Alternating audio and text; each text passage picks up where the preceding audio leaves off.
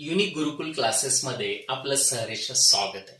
आताच एका विद्यार्थी मित्राचा व्हॉट्सअप आलेला आहे की सर फॅक्टरायझेशन मेथड व्यवस्थित आम्हाला एक्सप्लेन करून सांगा. तर बघूया, अगदी सोप्या पद्धतीने बोर्डाला हमखास 2 ते 3 मार्कासाठी हा प्रश्न विचारला जातो. बोर्डासाठी हा प्रश्न IMP करा, कारण फॅक्टरायझेशन मेथड ही बोर्डाला विचारली जाते. तर पहा, याच्यामध्ये जर तुम्ही नीट ऑब्झर्वेशन केलं असेल तर दिलेल्या समीकरणामध्ये क्वाड्रॅटिक इक्वेशन मध्ये तुमच्या लक्षात येईल की हे स्टँडर्ड फॉर्म मध्ये मांडणी नाहीये. आपला स्टँडर्ड फॉर्म काय आहे विद्यार्थी मित्रांनो? x² + bx + c = 0. तर याची मांडणी ह्या स्टँडर्ड फॉर्म मध्ये करून घेऊया. इथं काय येईल रे बा? 5m² + -22m + -15 = 0. हा झाला तुमचा स्टँडर्ड फॉर्म. आता याच्यामध्ये काय करायचं पहा. तर आपल्याला फोड कशा पद्धतीने करायची पहा. तर पहिल्या आणि तिसऱ्या पदाचं मल्टिप्लाय करायचं. 5 × -15 -75 आणि -22. तुम्हाला दोन पदांचं मल्टिप्लिकेशन आलं पाहिजे -75 आणि त्यांची बेरीज आली पाहिजे -22. तर असे फॅक्टर्स आहेत आपल्याकडे.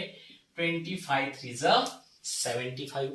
आता मला सांगा, 25 3 75 येते, पण इथं आपल्याला साइन मायनस पाहिजे. मग याला आपण मायनस केलं आणि याला प्लस केलं. आता पहा, 25 मधून 3 गेलं तर -22, दोघांची ऍडिशन केली तर, आणि या दोघांचं मल्टिप्लाय केलं तर काय येतं? -75.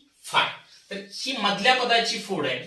त्या ठिकाणी ही दोन पदं लिहायच्यात. बघा, 5m² -25m +3m, म्हणजे आपण -22m काढायचं आणि त्या ठिकाणी ही दोन पदं लिहायच्यात. -15 = 0. दोन दोनचे ग्रुप करून घ्यायचे आणि त्याच्यामधले कॉमन फॅक्टर्स शोधायचे. आता मला सांगा, इथं m आहे, इथं m आहे, मी m कॉमन घेऊ शकतो. 5 ने 5 ला डिवाइड होत आहे, 25 ला पण होत आहे, म्हणजे मी इथं कॉमन काय घेणार विद्यार्थी मित्रांनो? 5. आता पहा, जर मी 5m कॉमन घेतलं तर इथं फक्त राहील m. 5 5 25, ऑलरेडी m मी कॉमन घेतलेला आहे.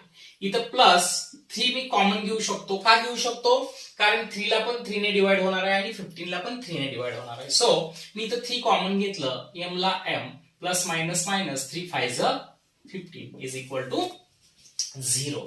याच्यामध्ये पहा, ऑब्झर्वेशन केलं तर तुमच्या हे लक्षात येईल की इथं m-5 दोन वेळा आहे. एकच ब्रॅकेट घ्या, m-5. दुसरा 5m + 3 = 0. प्रत्येक ब्रॅकेट बरोबर 0, इच ब्रॅकेट = 0 आपण लिहू शकतो. देअरफॉर m-5 = 0 और 5m + 3 = 0. इथं पहा, हा मायनस इकडे जर पाठवला तर आपल्याला काय मिळेल? m = 5 और इथं पहा 5m प्लसचं काय होईल? मायनस, आणि इंटूचं काय होणार आहे? डिवाइड. m = -3/5. आपल्याला ह्या दोन व्हॅल्यू मिळाल्या, म्हणजेच आपल्याला फॅक्टर्स काय मिळाले? m = 5 और m = -3/5. धन्यवाद.